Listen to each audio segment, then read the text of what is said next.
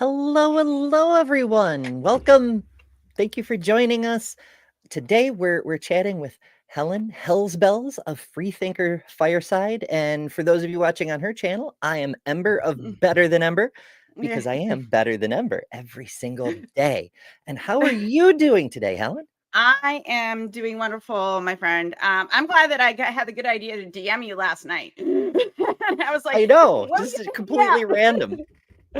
I know, but I've been, it's one of those things that I've been meaning to do. And I know we kept talking about it off and on. And I was like, I just got to set a fucking date. But I was like, oh, I'm going to free tomorrow. I'm like, cool.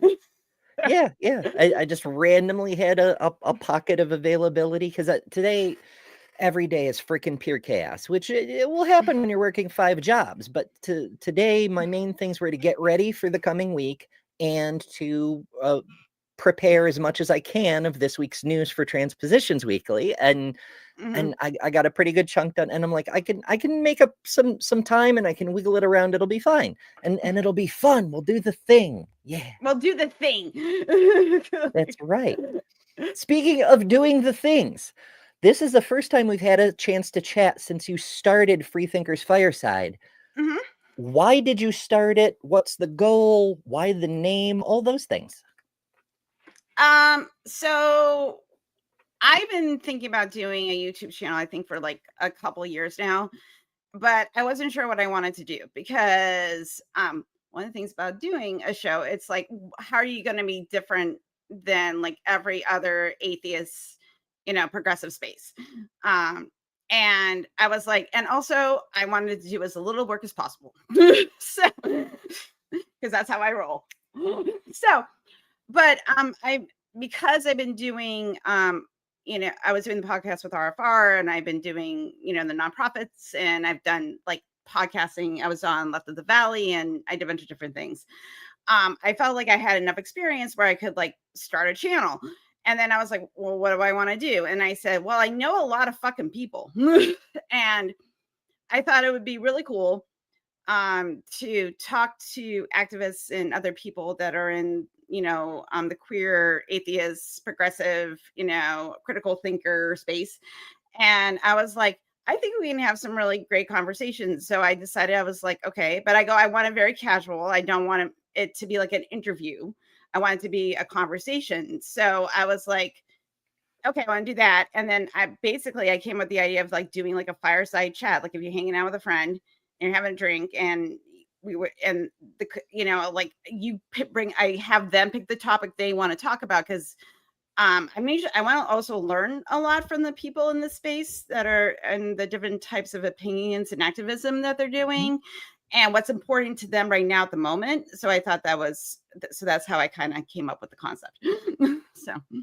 And since we're doing sort of a hybrid chat today, we're on both channels because we're being indecisive and couldn't pick it. We're like, fuck it, let's do both. We're like, it'll be fun.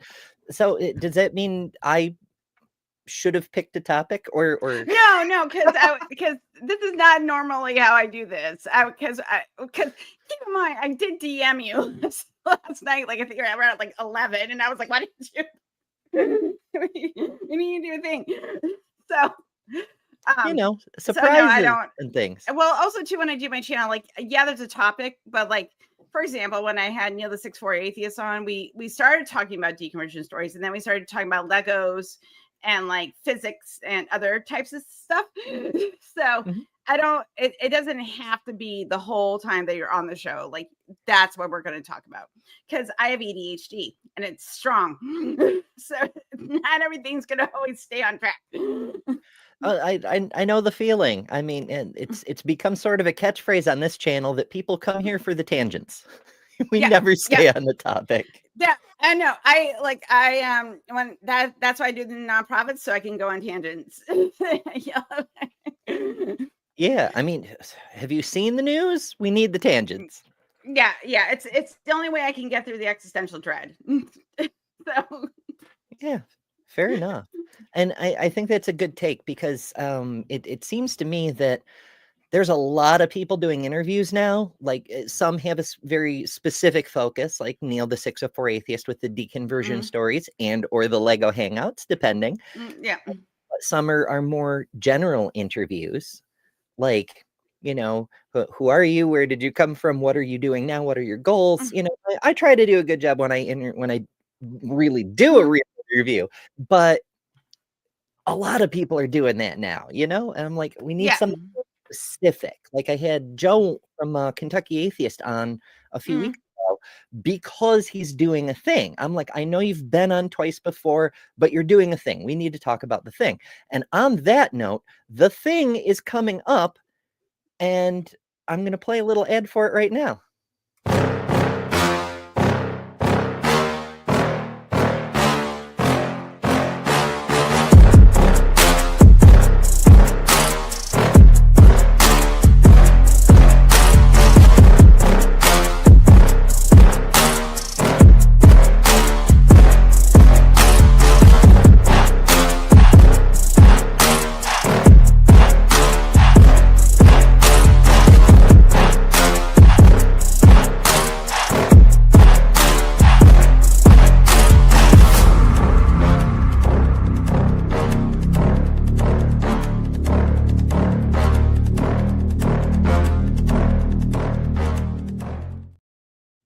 Now, a couple of notes on that. That first of all, that was made by the wonderful Jess of How to Rule an Asteroid. She's been helping Joe Awesome. tremendously getting this protest thing going because Joe is like not just organizing, but like steamrolling all the obstacles, and it's marvelous. But this was the first one they produced. There've been a couple of changes. First of all, they're now sponsored by Pangburn, whom you may know from hosting many famous debates. They've been getting more active in IRL activism, and Travis from Pangburn has been a big part of helping put the event together. So the newer ads have that added on. Also, Vice Rhino probably cannot make it because of changes in U.S. border policy. I know, it's great. Hooray. So, And yeah, yay. but still, the thing is coming. It's the Ark Encounter protest. And yeah, fantastic. Okay. Are you Digression. My Unfinished Journey asks, does Helen have a Twitter? I put him in the Jubilee. I put him in the chat. So. All right. They're in your chat. Yes. Oh, they're my chat. Because we're on two channels. Chat. It's fun that way. Oh, fuck. Okay, never mind. I'll put it on your channel too. Does it show? Well, Hell's Bells on Blue Sky and just Hell's Bells pretty much everywhere, it looks like. Yeah, I'm Hell's Bells pretty much everywhere. So yeah, it works. If you put my name in, my stupid face will show up. So just do that, and then you'll find me. So yeah, I try to be better than Ember pretty much everywhere for the same reason. It's just easier for people to remember. Yeah, well, I have to adjust some of the names because I want them to kind of all match, but also I forget, and I haven't done that yet. But I will. So everything's the same. I do not post on my TikTok. I'm terrible. I haven't gotten into the TikTokies yet. I feel if I build enough audience, I will. But right now, I'm just like, yeah, it's fine. Andrew points out that Godless Granny might be taking Vice Rhino's spot, which would be great because she lives fairly nearby. She's just up the road from John, the Godless Engineer, and yeah, she's been involved with the program before. In fact, Granny and Joe just did a live stream about that over on the Kentucky Atheist channel. It's like I said, Joe's been putting a fuck ton of work into this, Yeah, and it's really yeah. cool to see it like blossoming. It was really funny because when I was on his channel, he was like, he started talking about it, and I was like, I wish I could go. And then me and Nancy from Apostate Sisters is now my internet wife. So, and I was like, we can make out. We've been joking around about, and it's like we can make out at the Ark Encounter, and then everybody can just be like, we can be so sacrilegious. So, but that's not happening. I know. I have the same problem. I can't, assuming I'm still both in the country and at my current main job, I can't go because of my main job. I can't get the time off. But you never know. I mean, if I get banished to Canada, maybe it'll actually be easier to go. Who knows? Right. Can never tell what the future holds. Well, if you get banished to Canada, take me with you. Okay. I'm trying. Although it may not end up being Canada. Like it came up yesterday. I got offered a teaching job in New Zealand. Ooh.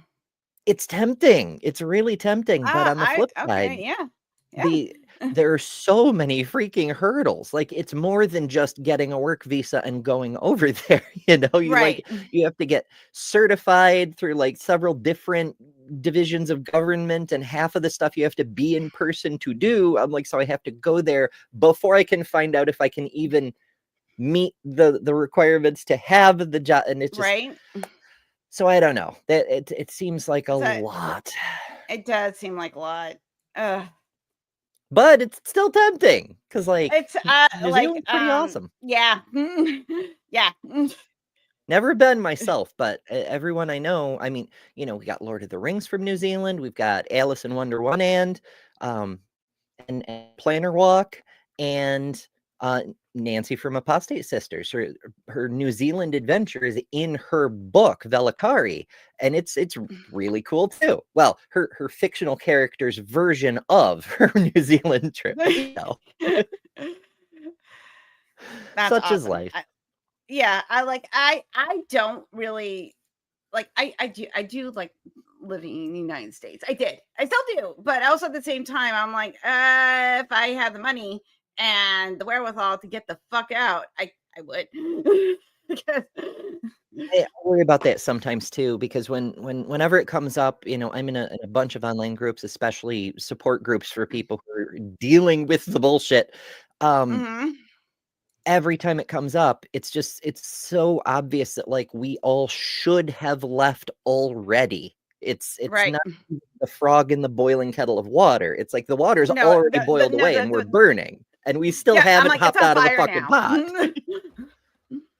Like, what are we waiting for exactly? But yeah, I think there's a part of me that, and this is a fool's hope, and I recognize that, that it's like I feel like if I I think I may be justifying this because I just bought my house last year, and I'm kind of locked in now. You know, but that being said, the fact that it is such a clusterfuck lately, but also at the same time, I feel like I want to be a safe place for people that can't go and are also dealing, like, you know, what you're doing, like offering support and stuff like that. I think that's really important. So I'm trying to, like, you know, I'm trying to find corns and pieces of shit. So that's basically what I'm doing. That was a terrible metaphor. I'm so sorry. It's a fitting analogy, but ew. Yeah, pretty much. Ew. Because everything's terrible. Yeah, I should say, I used to say that I'm looking for diamonds in a mountain of coal, which is a little more palatable. So people may like it, but I don't know. Maybe the more evocative description is more effective, because I notice our view count just went up. Pick your poison. I'm like, oh, okay, you're into this. All right. It's I get that. Like I've been, you know, people keep telling me because of the situation at my main job, they're like, why don't you go do a different job? I'm like, first of all, I can't, because For anybody who doesn't know, my main job is a CDL truck driver. You cannot be a flavor of person like me and work in trucking. The fact I found one company where I could is Right? like a miracle, but also now it's legal to discriminate against people like me. Like, Right?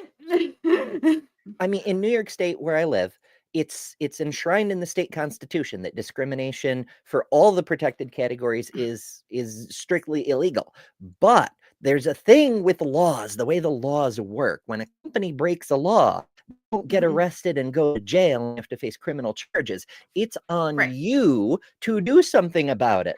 And New York has it set up is if you file a complaint for discrimination, if the company has more than 15 employees, they just take that complaint and forward it directly to the Federal Equal Employment Opportunity Commission to deal with. And they won't follow up on it because of the Oh, of way the course they federal won't. government's work. They just pass the buck. So even though it's illegal, there's no recourse when it's done, Fuck. Jesus Christ. So there's my fun tangent, and I just drove the extra viewers away. So, I just don't. I don't understand. I just I keep trying to be like, what's the point? But like fascism doesn't make sense. So I'm trying to like wrap my brain around like how other people think this way, and I can't get there because I'm just like it just gives me this vibe of I want to understand because I want to empathize, I think, on some level. Like not because these people are still human beings, and like for debate, I want to understand the other side's perspective. Yeah. I want to understand why they think they're right so that I can really get to the bottom of the idea. And sometimes I find out I was the one who was mistaken. That's the value of evaluating the other side's position. Sometimes you learn shit, which is so cool. But I can't do it with MAGA. Like I just can't. I there's cannot. no logic. There's no reason behind the cruelty. It's just cruelty. Yeah, I'm like, so if you're not white, cis, and Christian, and like that's the bar, and then everybody else fuck them, like, and it's so, and also you have to like worship Trump, so and that's a problem. That's a real problem. And because like for me, like I don't believe in worshiping anybody unless there's orgasms involved. Other than that, like there's no reason to do that. And I just see people as people. And I think because I have that perspective, I can't get to the point where I'm looking at this motherfucker going like, yeah, this seems like a great idea. And I can't. I'm just like, I don't look at the world the way that you do. I just can't look at the world the way that you do. Because I'm just like, it's cruelty. I don't understand cruelty. Like we were taught, like, don't bully people when we were like in grade school. They claim to be Christian, and like that's the only like.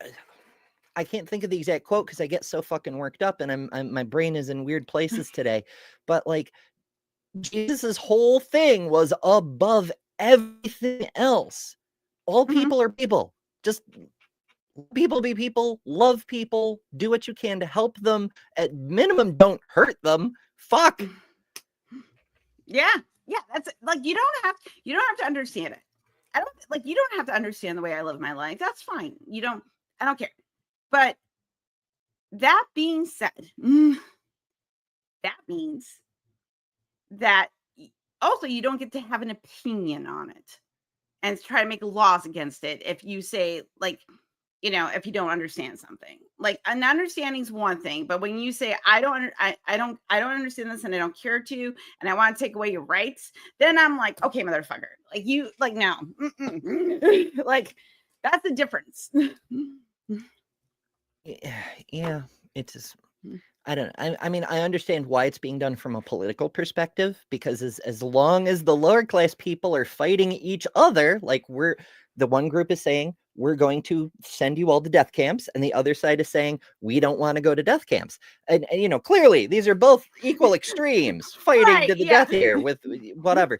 But as long as that fight is happening, nobody's paying attention to the assholes who own everything and are exploiting us Yeah. all even harder. Like, that's the actual point. It serves the oligarchs, but we can't And get the that fact that, through to the MAGA people.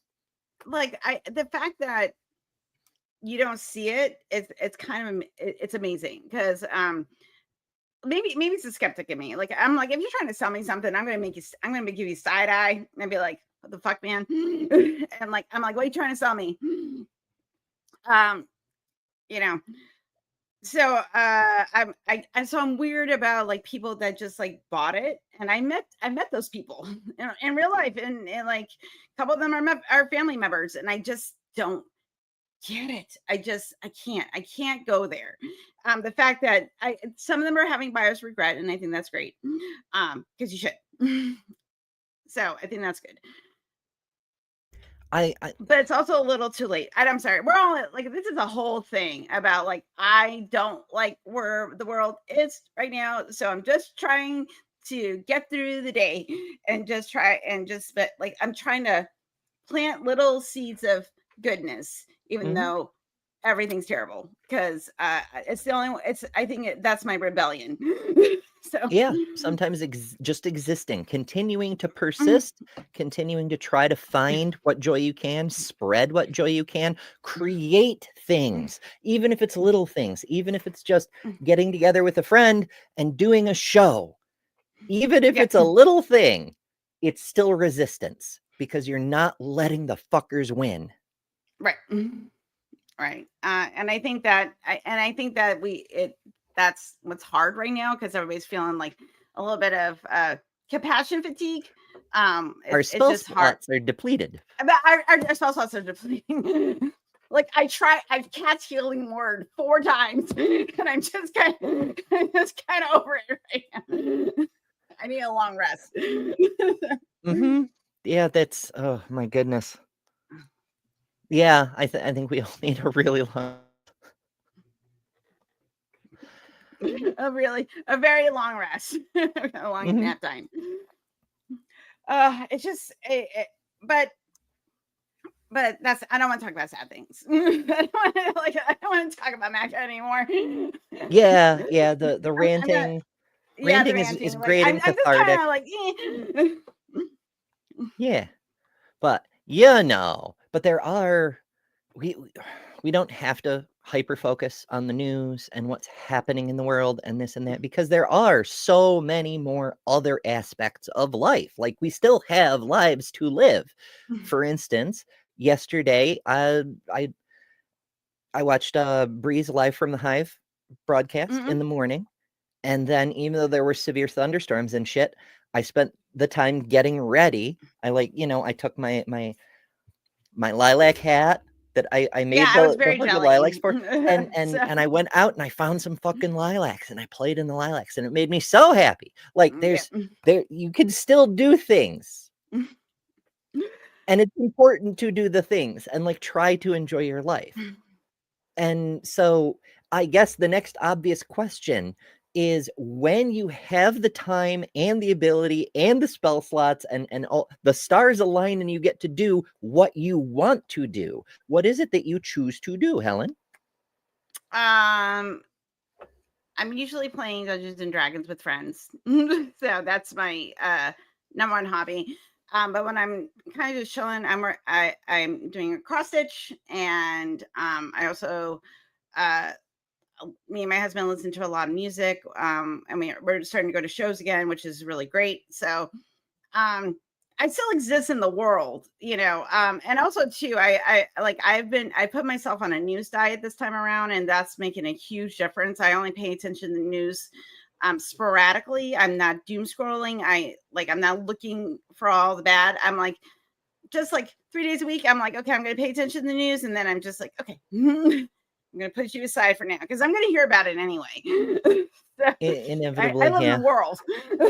Like, but I think, but also to having those things where, um, like doing a puzzle with my kid, or playing I'm playing blueprints right now on my, and which is a very pretty game. It's a puzzle game and I dig it. I'm playing that right now. Like stuff that kind of gets me out of my own head right now is a big thing. We were talking before the show about going through perimenopause, and it's getting out of my brain is very important to me right now. Because I'm in a very much inner space, and I need to diversify. That's what I need to do. Yeah, brains are so freaking weird. They want you to like divest from the things that make you hyper focus and worry, but at the same time they can't let the hyper focus and worry go ever. Right. It's like, damn it, brain, why are you like this? Yeah, But I love being a living dichotomy. It's great. Life itself is a contradiction. We're freaking animate It's all running on I'm a chemistry. paradox. Yeah. We're all paradoxes. Yeah. It's all a simulation. But this is my life right now. Like my ADHD is like, let's do something new. The autism is like, let's keep it familiar. And then perimenopause is like, we're just gonna go in this room and we're gonna cry. So I mean, you can do all of those things at the same time because we're very talented individuals. I'm multifaceted, like a diamond or a prism. Yeah, prism to make the rainbows. Make the rainbow. Yeah, I actually picked this background so we'd have more of a a light situation. I dig it. Yeah, I mean, I do like my other backgrounds. But they've all got like a vibe to them, like dark and moody clouds. It's great for spooky stories and ominous stuff, but not so great for lighthearted conversation. And no. My astrophoto. Yeah. I freaking love this photo. I took this one myself in 2020 when the plague was happening. I went out to go shoot fireflies and I happened to get a good view of the Milky Way. So I shot the Milky Way. There's actually fireflies in this photo. They're just further down and out of frame. Milky Way and fireflies. But this is more like science flavored, I feel. Mm-hmm. Maybe. I don't know. Maybe. I've been in this space where I've been like I go through this thing like where I'm into like I go one of the phases I'm going through right now is that I want to learn more about particle physics, not because I plan to do physics. Math is hard, but the new research that's coming out and stuff is really, really cool. So I kind of like want to dive into that because that also keeps the wonder alive, even though right now it's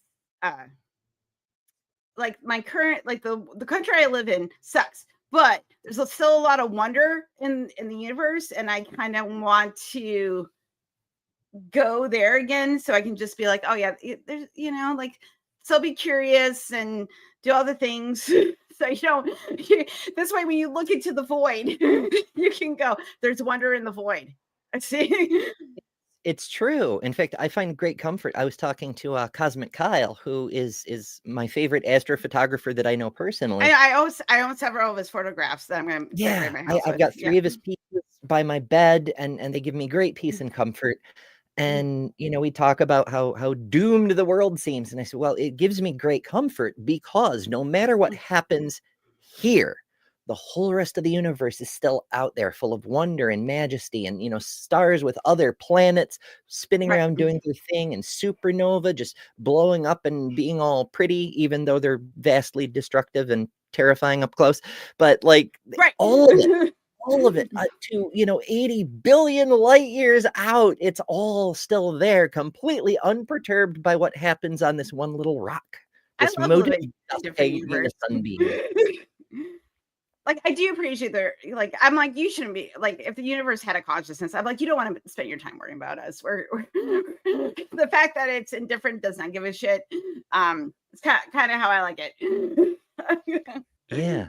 And it's also fascinating to me. And, learning the sciences and Yeah. seeing where things are going and what's happening, that kind of news can be a useful distraction because even though you're distracting yourself, you're also learning, and learning is cool.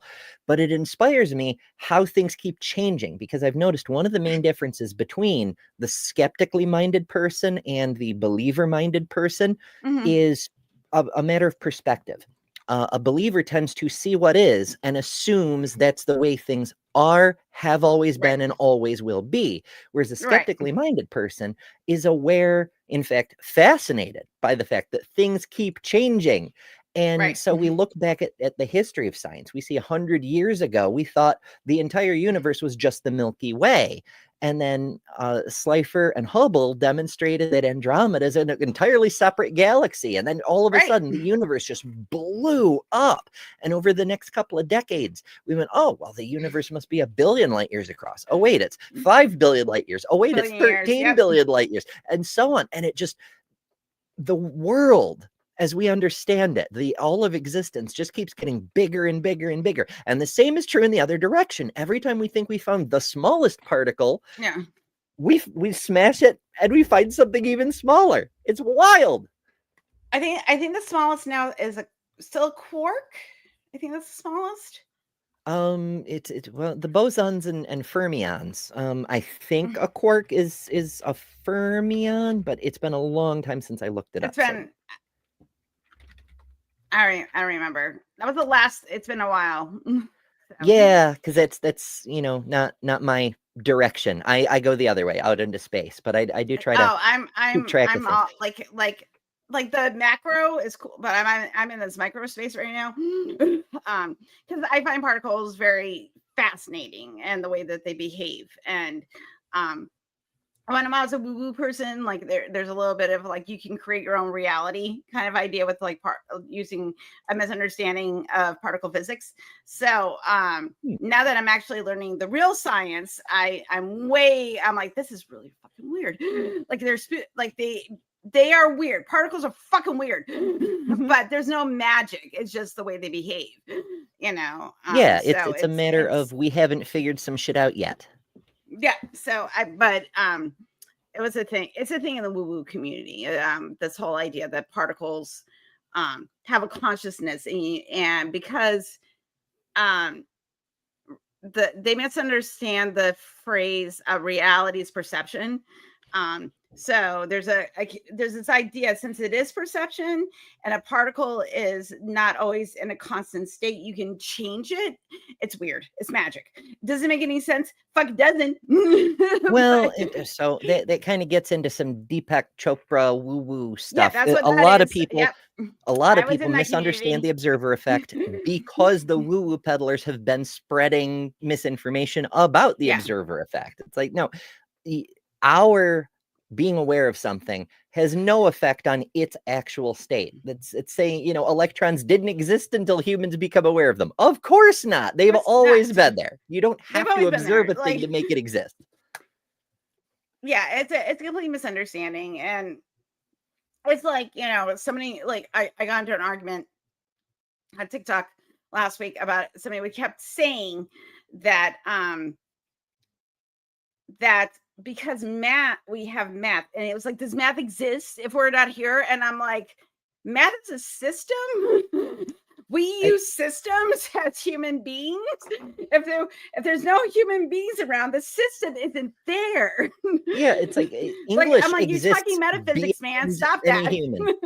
Like if there were no humans, would there be English? Like if a neutron bomb went off and we were all irradiated away, but our books remained still written in English and all the other languages, then technically those languages would exist beyond humans. They would transcend human existence.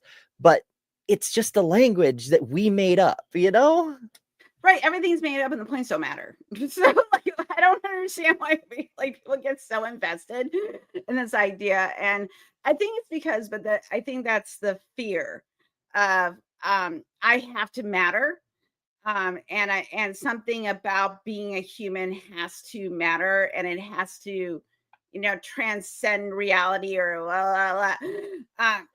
So math, I'm saying math. Math on cheer. Math. So Mathematics, the arithmetics.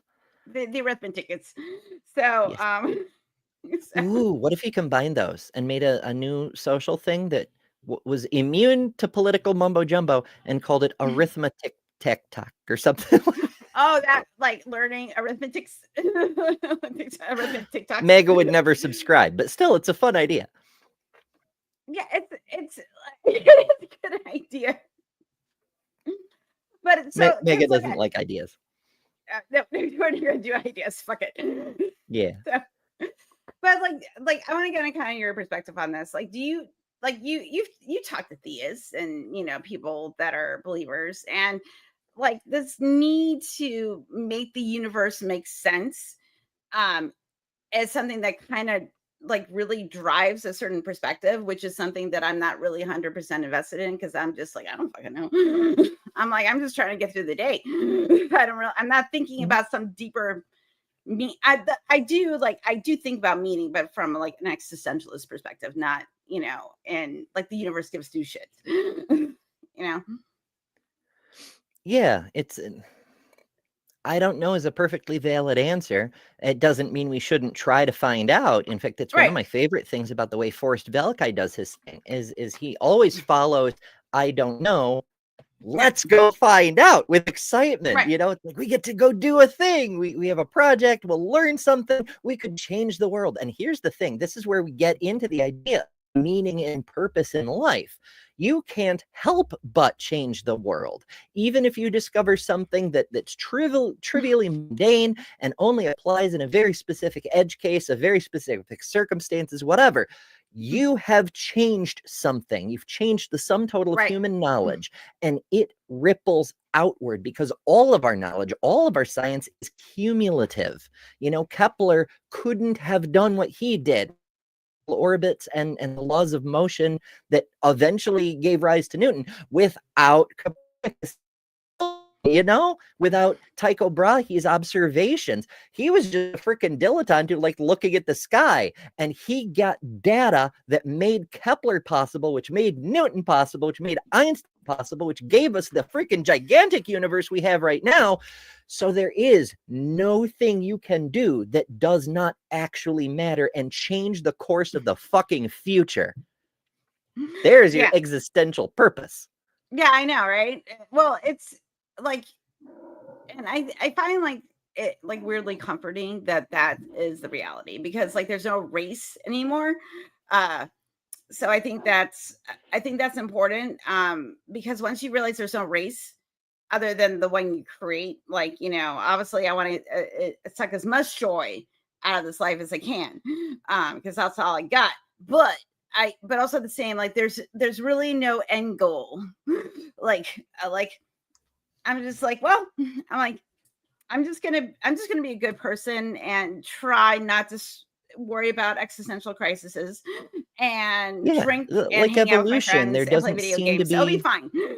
Yeah, it's just like evolution. There doesn't seem to be a particular goal in mind. If there Yeah. were, we would expect to see things structured a little bit differently, and we don't.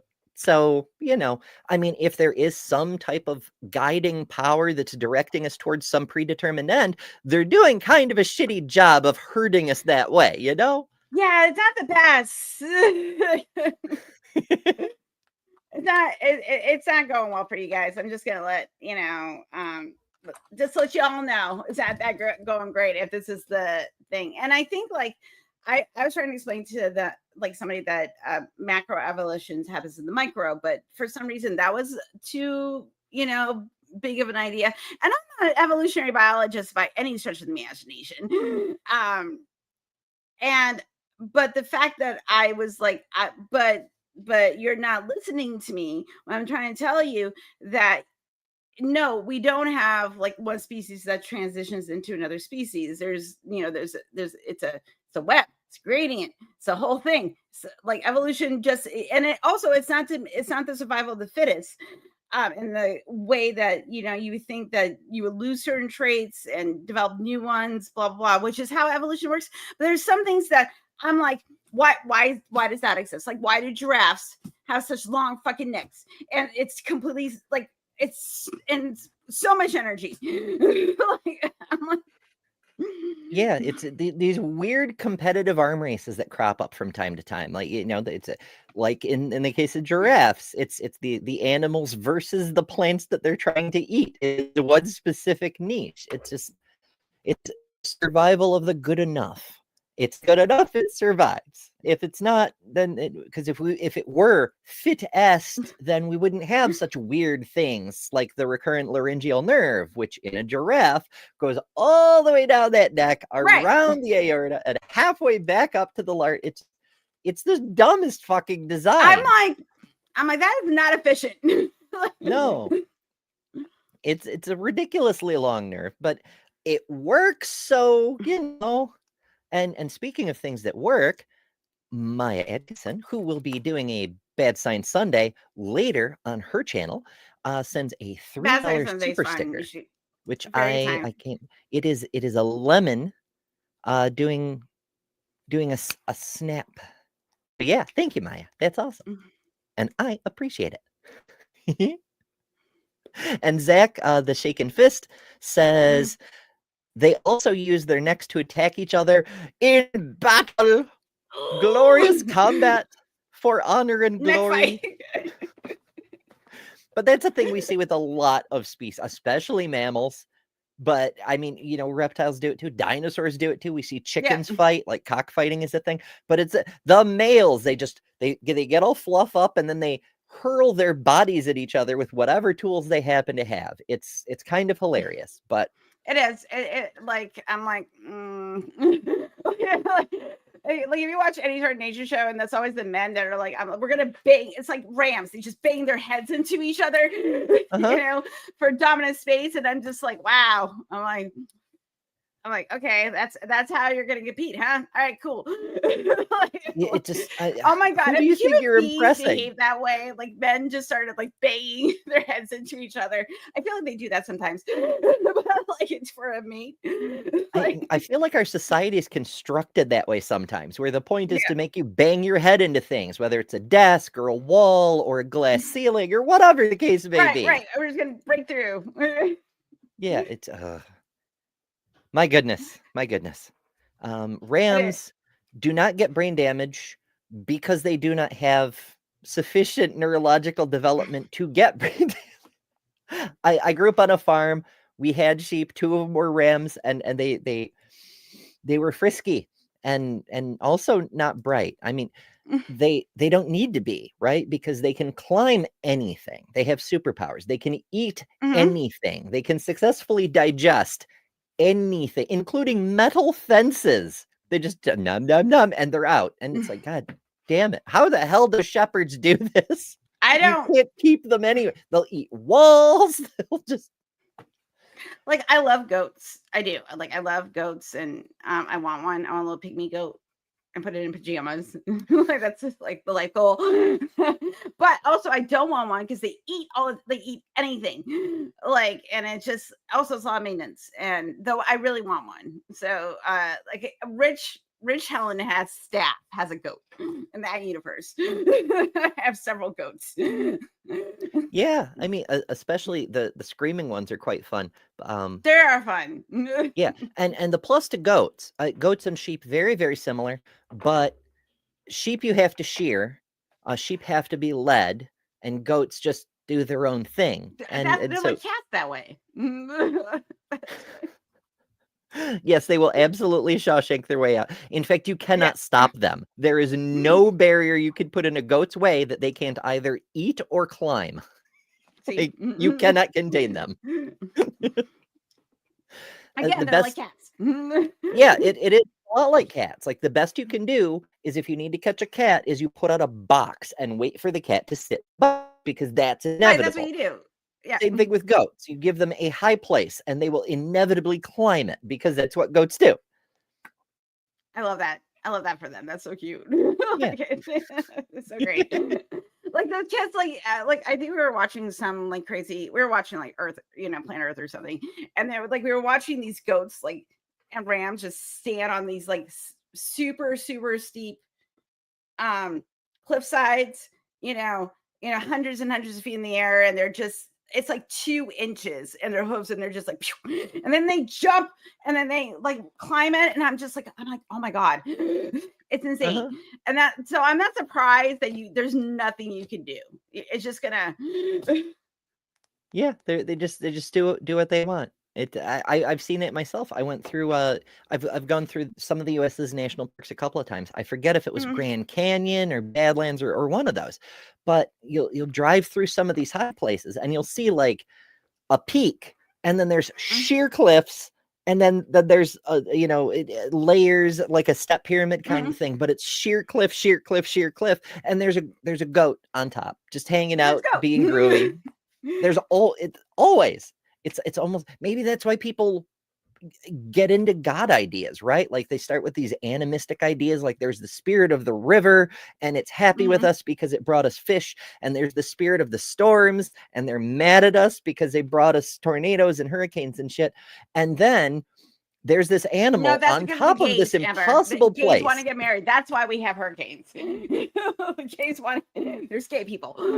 Like it's not the That's why gods. It's the gays. there've always been hurricanes and volcanoes, because there've Yeah. always So been gay so people. it's correlated. Yeah. Clearly, it's. I mean, Clearly. there've always been people who hated gay people too. So maybe that Yeah. is something to Yeah. do with It's it. well, we suck. Like human beings, we suck. I worry about humans sometimes. I mean, I'm so torn. I used to be so optimistic, but I've been so disappointed by humanity in recent years. Yeah. But on the flip side, there's still people that like I have zero expectation for, and then they surprise you. Like this past winter, I got stuck in the ice in my driveway because Mhm. it was like 8 inches of fucking ice. And I was late for work and things were extremely unpleasant. And I've lost 7/8 of my physical strength. So chipping away the ice was very counterproductive. And it was a bad time. And then this like 85-year-old dude from down the street comes up and he just starts helping. He starts like shoveling and chipping away ice, and he goes back to his house Mhm. and gets some salt and some boards, and like it takes us a freaking hour, but we get my car out. And I'm like, thank you so much. And he's like, think nothing of it. I'm a Christian. Like that's just his reason for being a good person, is I'm a Christian. And I'm like, I Mhm. don't hear Christians say that a lot. And it's just it kind of it blew my mind a little bit. Like I understand that people who are genuine Christians do think it's their moral duty to help other people. But there's so few genuine Christians. Mhm. It's wild. Yeah, it is one of those things that it's just a model of character, like, and I think that's like they might frame it within religion, but it's like, but he didn't have to. He could You have just still gone chose about to his do that. day, and just what would be totally like, God loves me, it's fine, blah blah, my life is great, and not taking the time to help you. And I think that so that tells more about his character than his belief, to me, that Yeah, yeah, he would same. take the time to do that. They just frame it within religion, where like, I'm just a nice person because I'm a nice person, because I like to help That's the people. thing. I'm a And selfish altruist. yeah, That's my.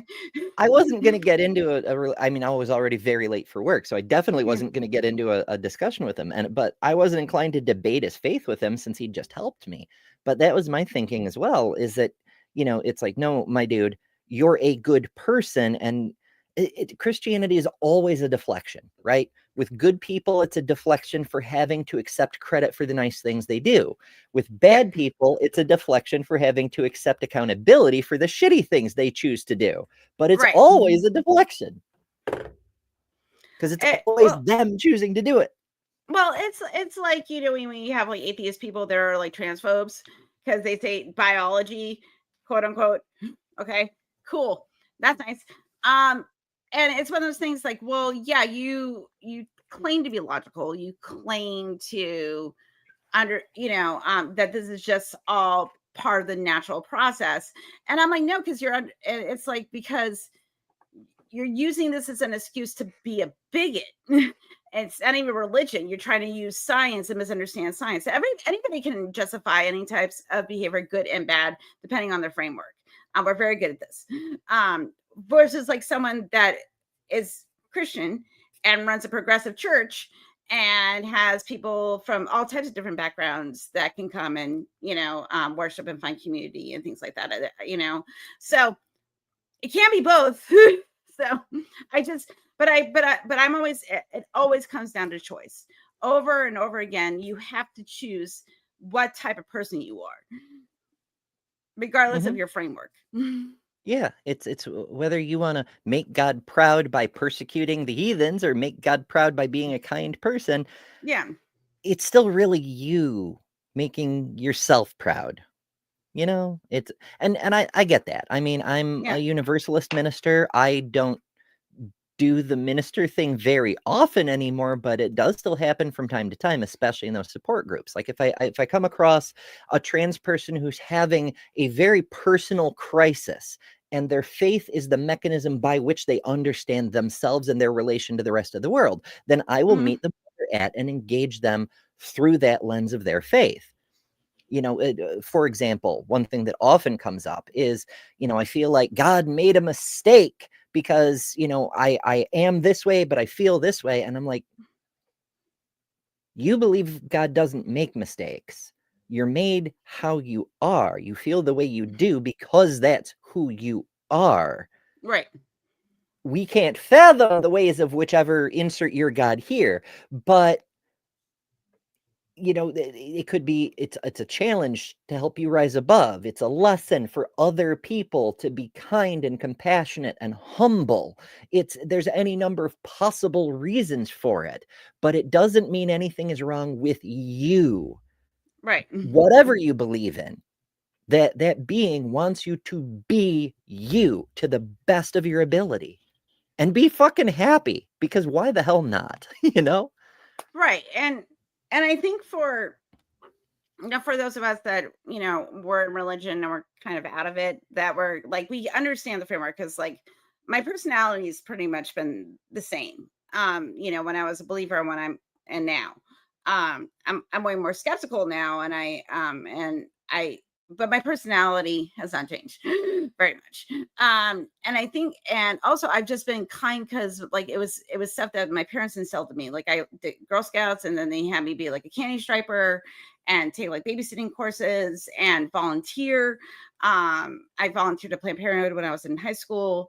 Like my parents have always been like, you need to be of service to others, and not, and just do it because it's the right thing to do. And that stayed with me even though I'm not religious anymore. Yeah, I had a similar thing, but from a somewhat different direction. Like my parents were like never around.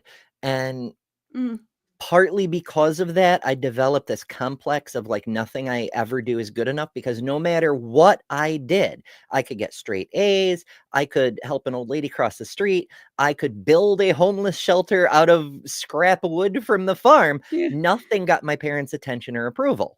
They were just Mm, not around. And so I developed this complex that like nothing I did mattered for me. The only value of my life is what good I could do for others. right. And I came to find other value in that too, because when I would go out and do stuff for others, I would meet other people, interesting people who would engage and talk to me and treat me like a human. And so it kind of created a feedback type thing where I Mhm. would get some attention, even though it was viewed through the lens of only through my sacrifice to make others' lives better was there any good in life or in the universe. But it would still get me some acknowledgement of being in existence. Right. And even though I got my hands on a therapist and worked through a bunch of that shit and unloaded most of it, that part still stays with me insofar as doing good is objectively good for its own sake, and you do still meet interesting, kind-hearted people that way. Yeah. And speaking of interesting, kind-hearted people, See, this is how smooth I am. I'm Okay, like that's a very the good one segue. the one job I'm not terrible at. Fern Love Bun sends a super chat for $2. Thank you so much, Fern. And Fern is a very interesting and kind-hearted person. And they say listening during work, first shot at the target. Yes, thank you so much. I do have a goal posted on my stream. One of those it's a little fun thing that YouTube lets us do. Sometimes we hit the goal, sometimes we don't, whatever the Yep, case may yeah. be, but it's there. And yeah, so our random goal this week is if we get 10 super chats of any flavor, we'll do an open panel stream. I've tried a couple of call-in streams with like one person at a time. We'll discuss a topic at a time kind of thing. The first one was really fun. I had a nice chat with AJ from Waste to Human. And also covered some random science news.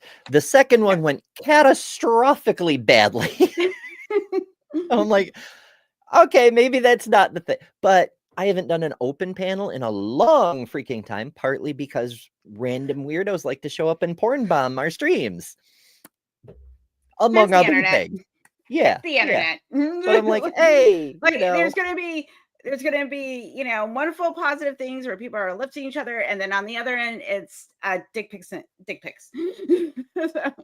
Oh, I know the internet is for cats, people. Keep your dick pics to your text messages. Yes. Cats and squirrels and occasionally dogs. I will occasionally allow a dog. Yeah. And it should be for goats and cats, though. Like, that's all I say. I mean, that's what. Well, there's a certain musical I'm thinking of now where are you thinking of Avenue Q? Yeah. The internet is actually for something else. Unless I don't have a clip for it. Like I was discussing with Helen before we went live. I have a few clips saved in my StreamYard. Most of my clips were on my OBS, and then my computer crashed, and I've been rebuilding my OBS, but a lot of my old buttons I just haven't had time to rebuild yet, so I don't have a clip of that, alas. But I can show you a fun crow that I brought out earlier. Yeah, you all right, Mom? I'm all right. You all right? You all right? I'm all right. You all right? You all right? I love that bird. He's such a cutie. He's so caring. He is so cute. Yeah. I wish I had time to do a side quest where I could make friends with corvids, like crows and ravens and magpies, and achieve my witchy goals. I think that'd be a really fun side quest if I could get the time. Tsumami seems to be a big fan of it. She's made some pretty decent headway building her own murder army. Awesome. Yeah. So yeah.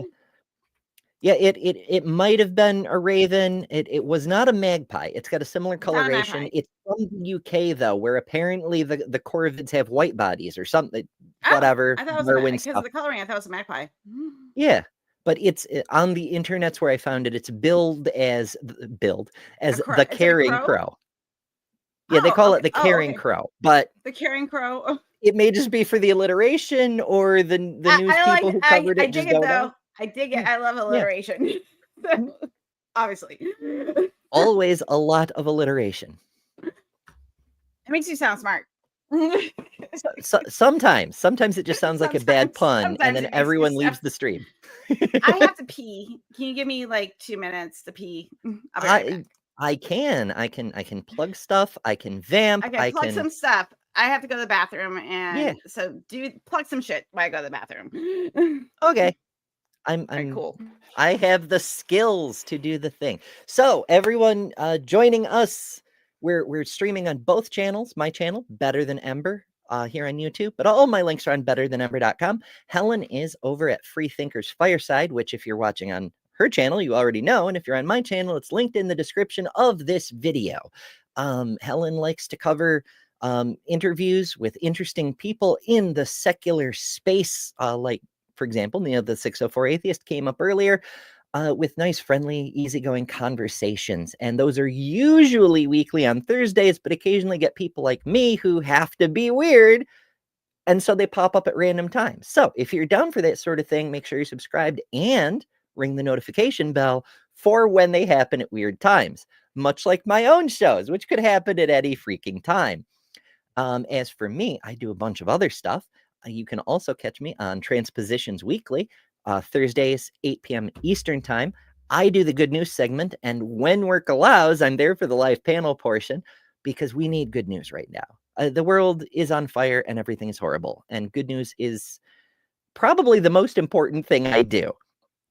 I put a lot of work into producing that segment. So if you would join, if you would watch, there's a playlist of good news.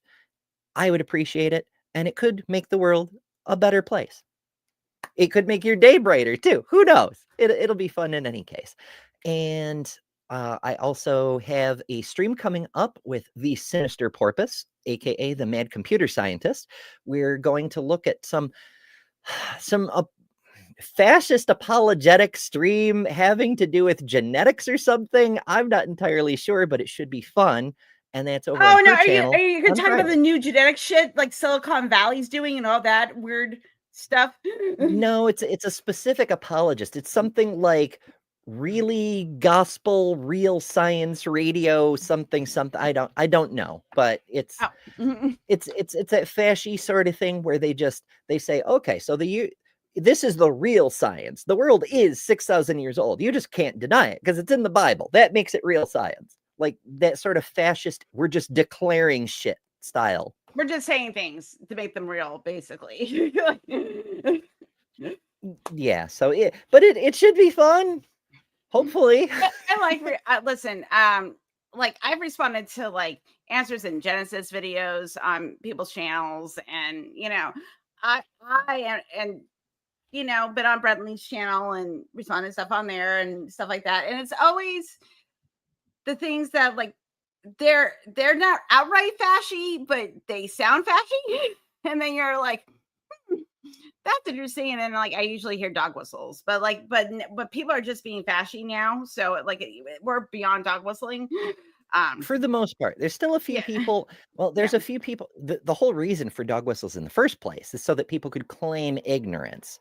They can be like, well, biology isn't bigotry, as if that's an uncontroversial statement, but they'll never turn it around and acknowledge the fact that bigotry is not biology, right? Because it's actually a dog whistle. But they can claim that they're being neutral, and even though they're virtue signaling to the other people who believe the same horrible bullshit they do, right, against science, they can still claim ignorance and maintain a semblance of credibility. And there are still a few people who do that. There's what the hell is the dude's name? I'm so bad with names, especially when they're people I don't actually care about. Well, that's how it's supposed to be, Ember. In theory. But also, like, yeah, there's some people names that I want to forget. So there, but I live in that world. Yeah, it doesn't matter anyway. Oh, you have Nightbot? I'm so jelly. I have never gotten my hands on a working bot of any kind. You don't have any modding? Just manual. Oh, you gotta get Nightbot. It's free. You just need to connect it with your YouTube account. And then I also have it set up there. A bunch of phrases will get flagged. Like I have a whole word thing that you can put into the system, and if certain words come up, it's automatically flagged, which is great. And I have all my links and everything. So yeah, I just you gotta get on the Nightbot train, my friend. I just do the manual banners like this, like Patreon, Ko-Fi, etc. All my stuff on betterthanember.com. Subscribe. We have memberships. Join memberships, and you can play with all kinds of cool emojis and oh shit, what have I done? I closed a window. I have ruined my day. They fucked up. She fucked up her channel, guys. Yeah. What else? I don't know what you did, though, right? Oh my goodness. But yeah, I didn't even plug that stuff. See, this is how bad at capitalism I am. I had like a full 90 seconds to plug shit, and the best I could do was go find me on other channels. Go find me over here and over here. Find me over here. Oh, watch my channel. Yeah, I just So I just tell people, I'm like, just put my name into the search engine and my stupid face will come up and watch some media. like that. I'm at that point. But also please like and subscribe to my channel. Yeah, find the things, push the buttons, do the stuff, and Yeah. most importantly, tell your friends. Because while Yeah. you know we both appreciate the hell out of every one of you who comes to hang out with us, to engage, to drop whether it's super chats or funny thoughts or random questions in the side chat. The entire reason we do these live is to engage with you. We appreciate being there, Mhm. and you make this worth doing. But like future people, if you're watching later, do make sure to subscribe, but also share. Tell people. Spreading the word is the only way word spreads. The algorithm is not going to help an atheist channel. The No. Googles are not going to show skeptic community videos ever. Like the apologists, the other theists, the red hats, all of these people have these huge infrastructure networks. They've got bots spamming all over the place and just a huge marketing They have effort. all the money. All we have is each other. That's why I'm relentlessly plugging other channels. Why I talked about Maya Adkison earlier and Neil the 604 Atheist. Like every time it comes anywhere close to a channel I know about, I make sure to mention the channel, because talking about these things, telling people who may not know, is the only way anyone ever finds anyone else. Half of you people watching on my channel found me through R and Ra, and the other half from engagement on the line, because people would see me in line side chats and ask about an episode they watched. They say, hey, you know, there's a Ray Comfort thing, I thought it was funny. And other people be like, Ember, you have a channel? Like, that's the only way anyone ever finds out. So spread the word, but also do it for other channels too. Communicate, share information. I'm so ranty. That's why I like today. when we talk about each other, we always mention each other's channels, you know, because it's like, please go pay people other than me, like, because I'm just one perspective in this chaos of YouTube. But because like the transposition stuff, like that's like I think that channel is really, really great about trans news, and a lot of it's positive, which is great, because usually we're all feeling kind of a little sad. So I think that's really, like, I really dig that, you know, because that's the position that I'm not doing. You know, that's not part of my brand. So yeah, Bree noticed that you know, I mean, I was kind of gung-ho about activism here on this channel, even though I was hemorrhaging subscribers for doing it. But Bree was like, you know, we could do more. And this is a thing that doesn't exist. Like, there are trans people on the internet. Most of us seem to make trans meme videos. Some of us cover like random individual stories, but there isn't like a trans news anywhere. And so Bree was like, let's do this. If I do this, will you help? And I'm like, yeah, this is important. This is a thing. This is a thing I need to exist in the world. I will help make this thing exist in the world. And same thing with, you know, the other co-hosts. I mean, I don't know Carly all that well outside of the show, because Carly's active on other parts of the universe, less so than YouTube. But, you know, she's a Christian, you know, like, this is so important. It transcends the atheism Christian thing. This is people's lives.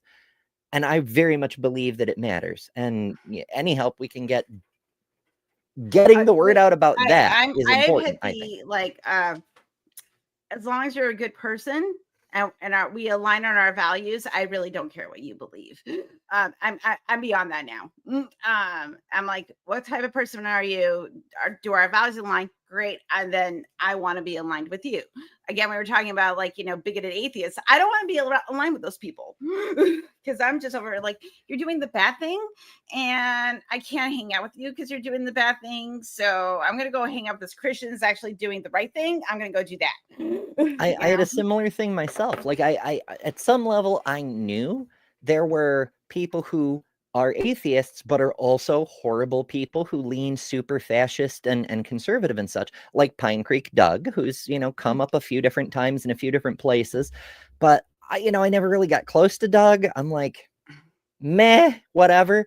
But then we had the Tom Sheedy incident, which some of you have been around for a while may remember. He snuck into an open panel over on Joe's channel, and he was like, hey, we're an atheist organization helping to spread the word of atheism and come join our organization. And, you know, Joe was like, hey, yeah, this sounds cool. And I was like,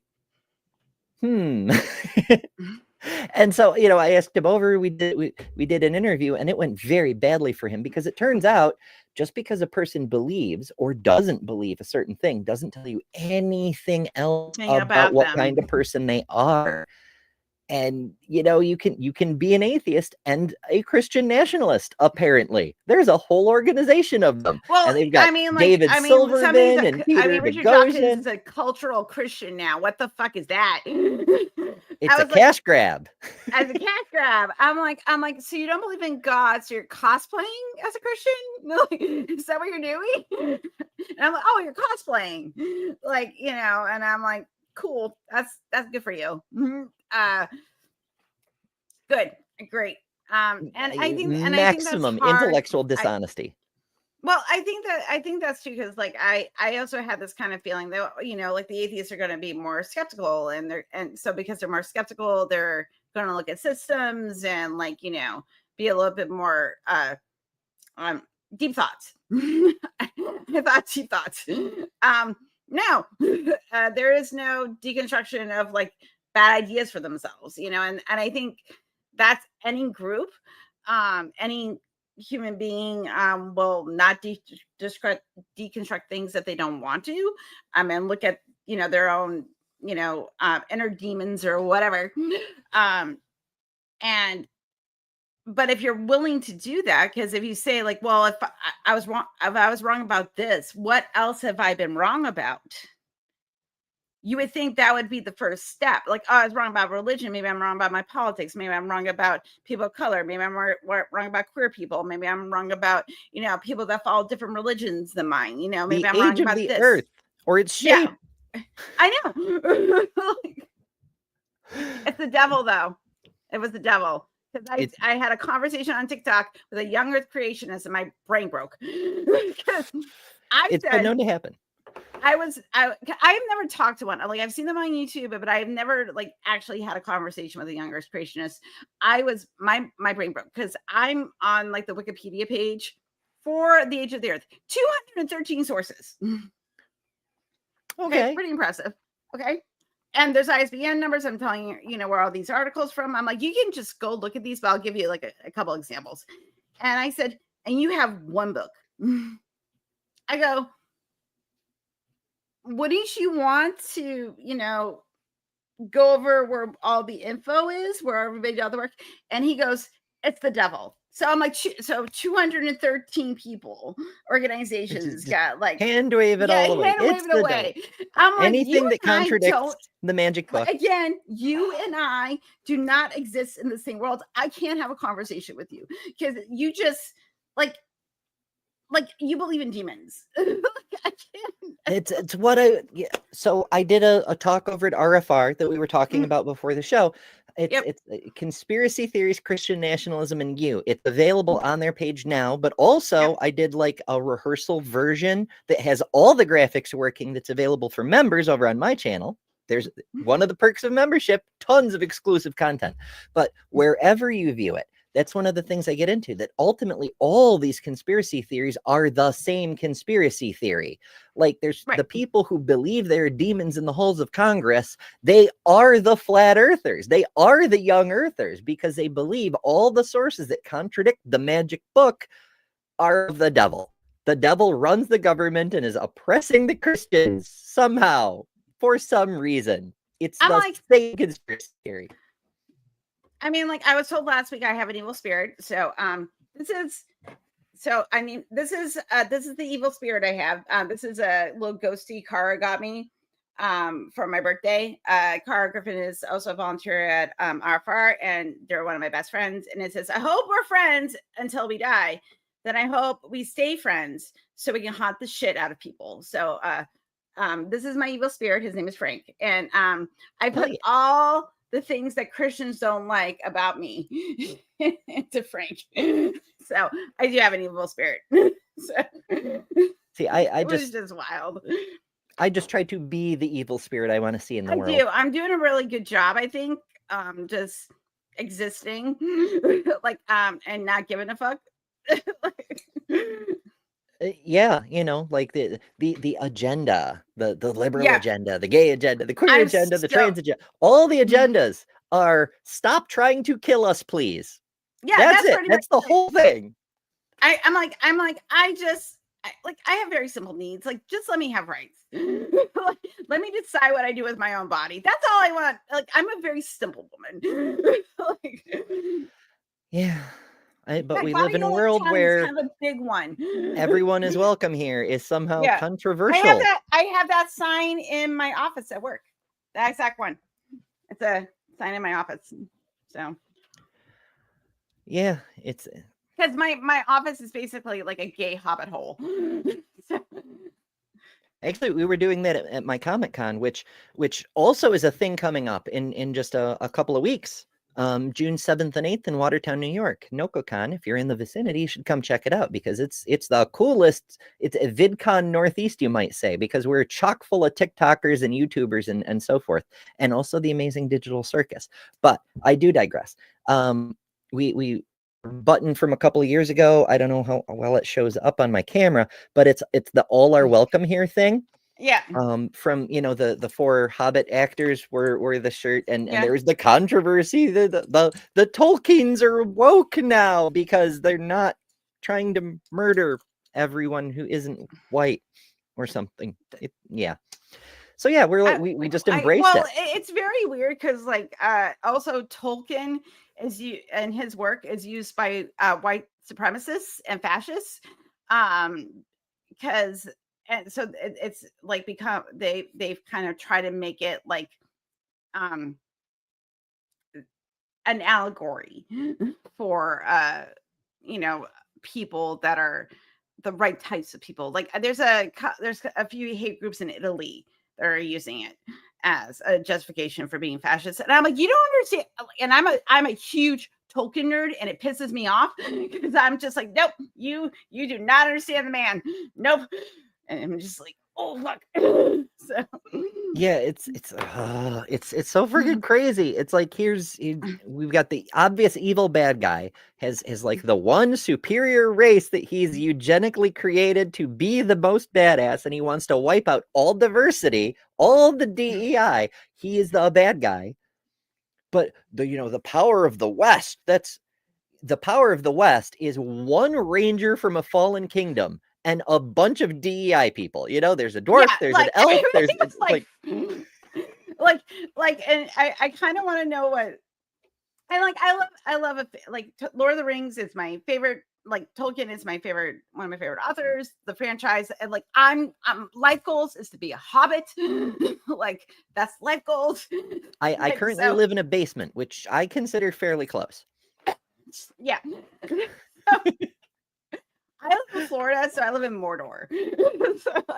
Or like that's where it's so I know, hot. it's wild. But yeah, I designed my dream house when I was a child. I was like doing the architecture thing for my artistic expression, and I'm like, I want to live in a hobbit hole. How would that work? Well, first of all, it's inside a hill, so you're immune to tornadoes, which is a big plus right off the bat and should lower your insurance rates.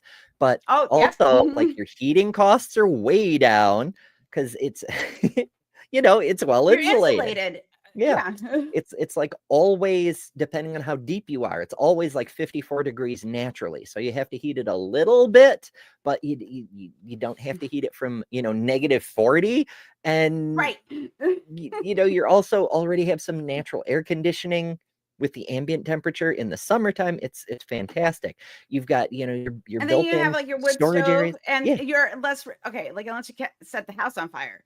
But like less risk for fire because you're just basically surrounded by earth, So that's another benefit. Yeah. And if you build with stone, like it's so much harder to burn your house I've down. watched a lot of episodes of a lot of people making like insulated like campfire sort of cabins, with just the stuff around them and how they use stuff in the elements. So that's a side tangent. Let's talk about being a hobbit. So yeah. But Tolkien sells it well. A hobbit hole means comfort.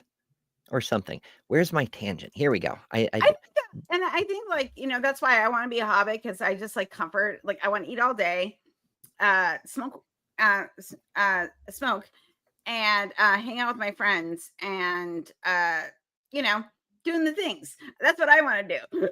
Like I want to be a hobbit. I want to garden, play chess. Hey Brentley.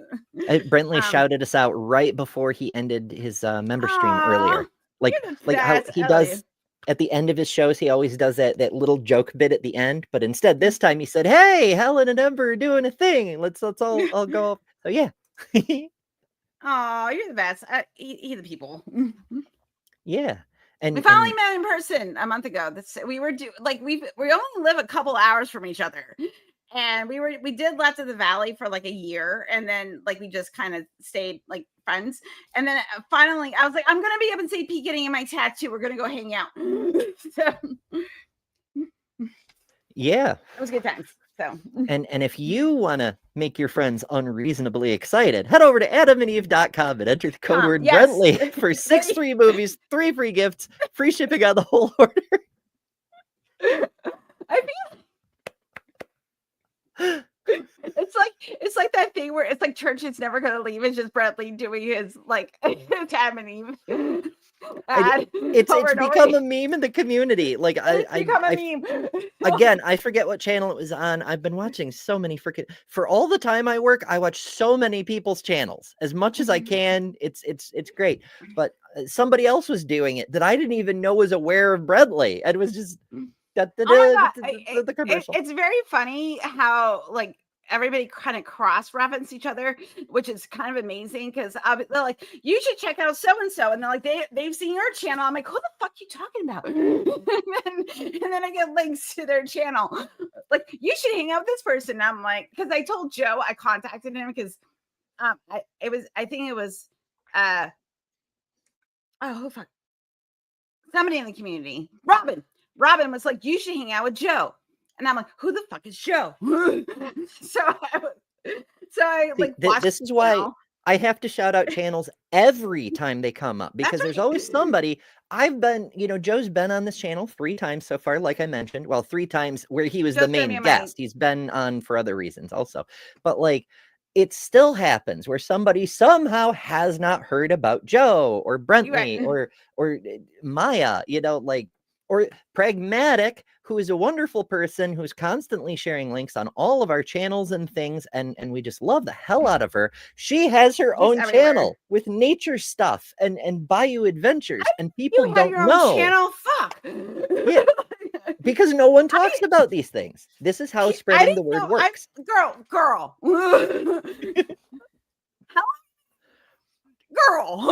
I'm gonna scold you for not DMing me and sending me your YouTube channel. Scold. I know. I tried to make a master list at one point, but after it went past 120 channels, I was like, this is getting untenable. Okay, can I have confession time? So I'm gonna have confession time. Oh, okay. Well, I'll get my thing ready. Yeah, thank you. Get your trans Bible out. So, I will subscribe to your channel. Will I watch it? Debatable. I only have so many hours in a day. I am very, very busy. I don't watch as much YouTube as I used to. Not because I do watch YouTube, but I hang out with a lot of you motherfuckers. So I don't watch a lot of your content. Though if I see like people I know or that are on your channel, I will watch your interview with that person so I can know more about them. But for the most part, I don't watch a lot of atheist content. Not because I'm not interested. It's just that I'm also doing a lot of escapism right now. That's fair. Dodging the heavy shit. And also, I kind of had a similar thing. And maybe it was transition related, maybe not. But around that time, I scaled way content because I was watching it to better understand the discourse between theists and atheists. And after I'd heard the same 5 arguments for the 10,000th time, theists literally have nothing. There's nothing else to be learned here, you know?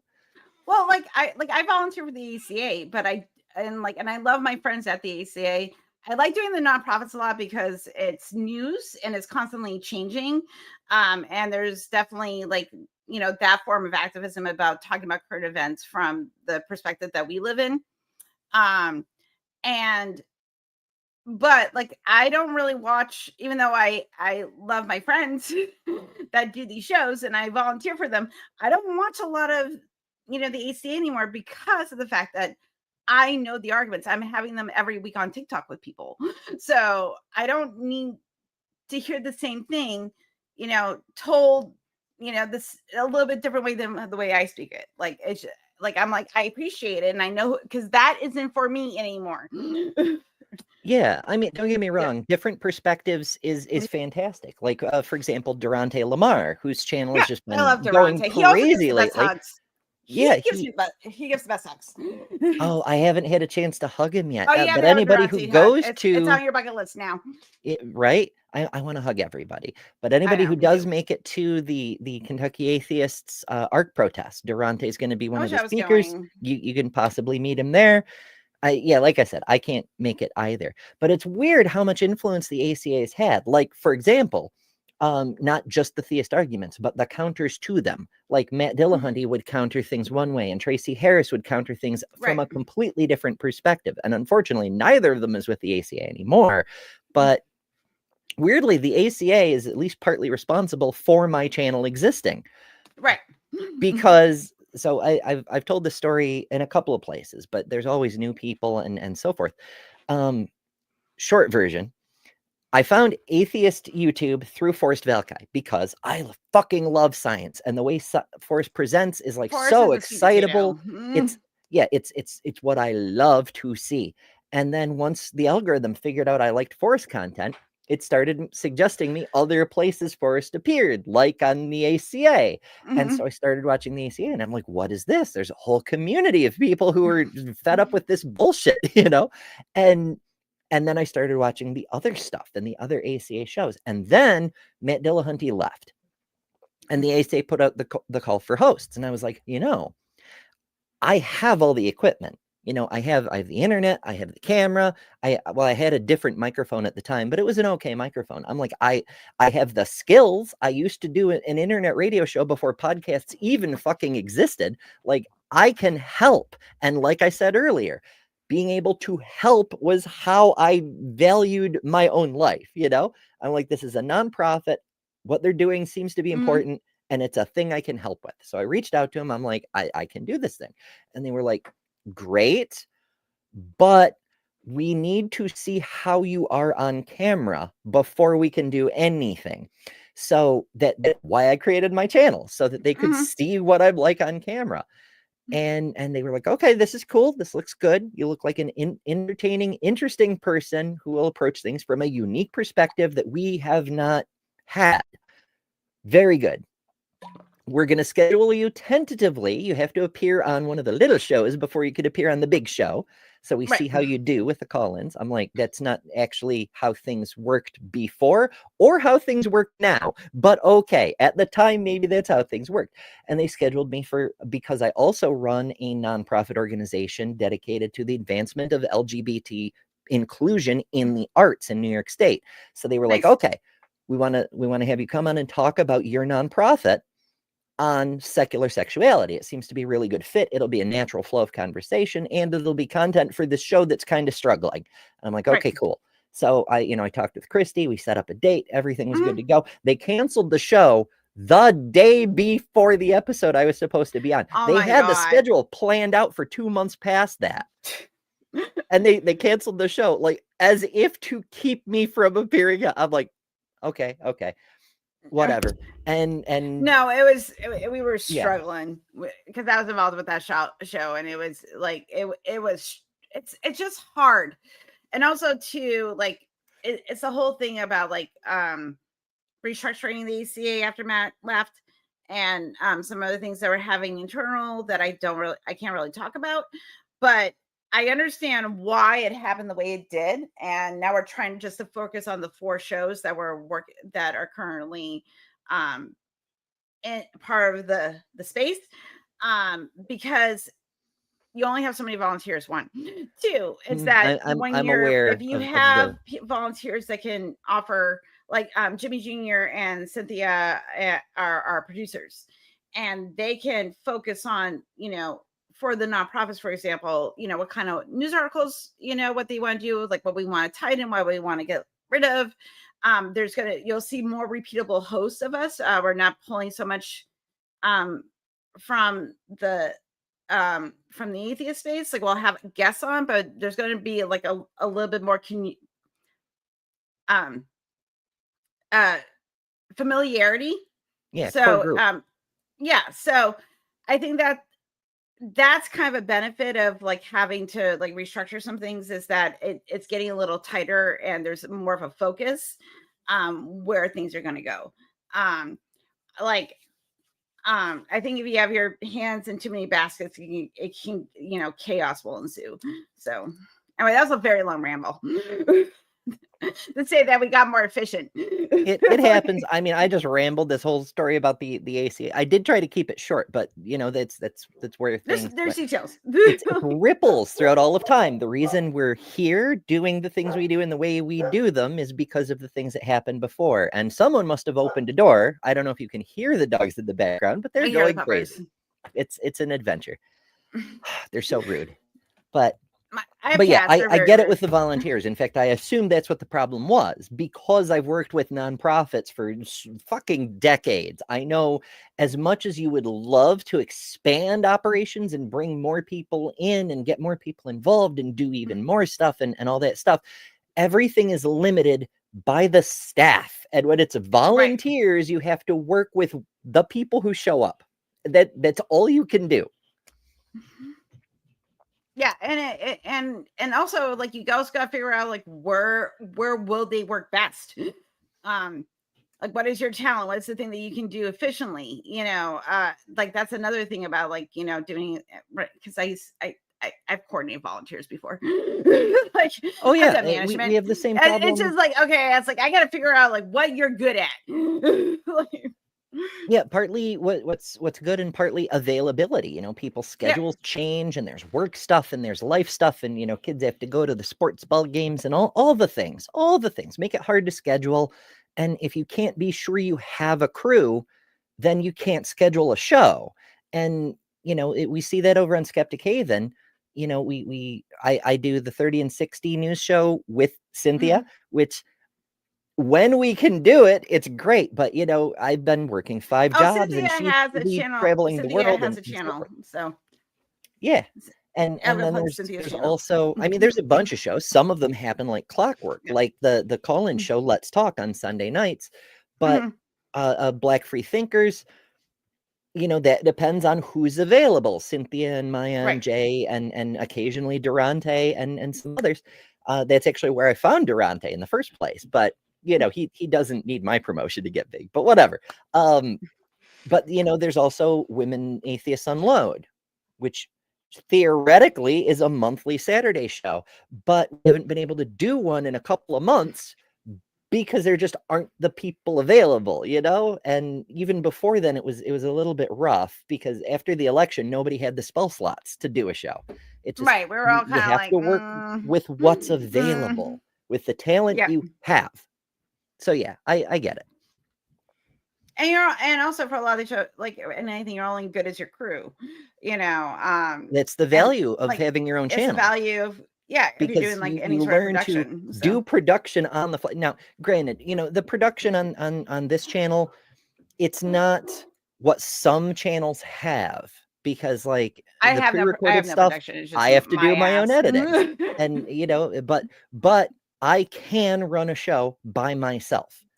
And that makes me more able to do stuff, but also more useful to other organizations, because whatever aspect of production needs doing, I can handle. And so it's a useful experience for that regards too. It makes it easier for the community to do things. And we've done that too. A lot of the collective projects, like if, for example, Purple Rhymes with Orange's Christmas streams, where we play relay race from channel to channel for 48 hours. That kind of thing, it's easier to do the ups and to show people how to link to the next show in the chain and to make the playlist and do all the things, because some people know and other people need to know. And yeah.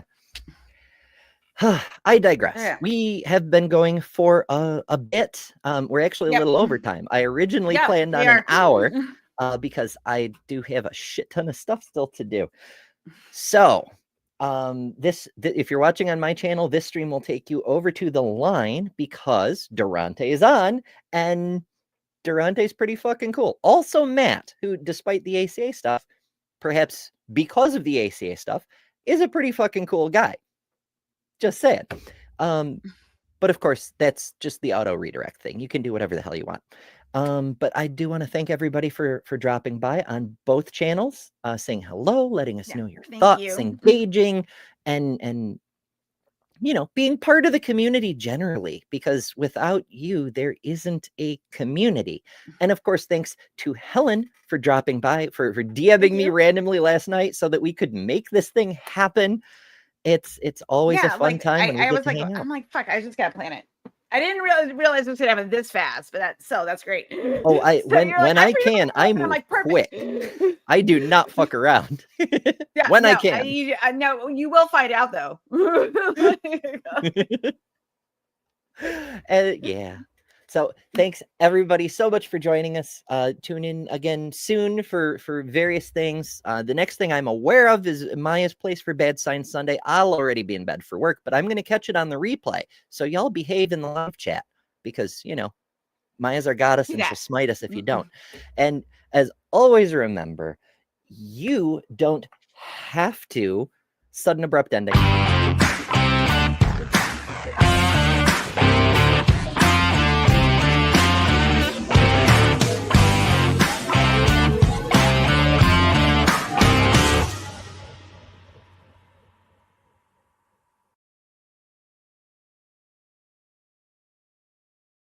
I actually stole that from Ryan George. I was watching one of his videos earlier, and he just sudden abrupt ending it. I'm like, oh, that's funny. I'm gonna steal that. That's awesome. Yeah. That's great.